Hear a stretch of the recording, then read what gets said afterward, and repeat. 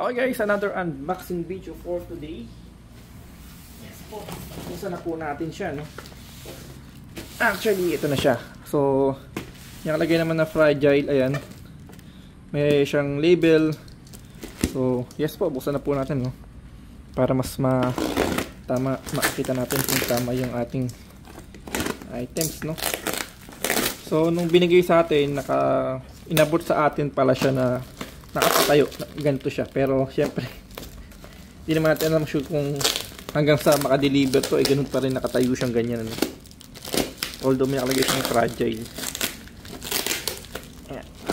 Double check lang po natin kung tama lang po yung ating items na na-receive sa Shopee online. So yun nga po, kaya po nag-unbox po tayo lagi sa mga items na pinagbibili natin, ano? Actually halos ang dami na po talaga natin nabili sa Shopee, no? Okay, so ano nga ba tong binili natin? Okay, so mayroon tayo ditong eto, yun, oops. So mayroon po tayong Cohen Max Car Shampoo, rise off completely with no residue. Sabi nga, no residue. So so meron siyang sales office pala, no? Mandaluyong, no? Uy, ayos ah. Oh, so mukhang ano talaga siya, no? Ayan, no? Meron pa siyang expiration date, ah. Ang galing, ah. Tapos manufacturing date. Oh, mukhang okay si Cohen pala, Max, no? Kasi meron siya sariling ano, pa website. So, meron tayo dito Protectant Premium, made in the Philippines siya, guys. May QR code pa talaga naman. 100 ml lang po ito. So magta-try lang naman kasi tayo, kaya ganyan siya, 100 ml. Next. So okay pala si Cohen, no? Hindi lang pala siya basta parang mga ano lang, talagang mayroon siyang website pala. Mayroon pa siyang date. Talagang kompleto siya ng details, no?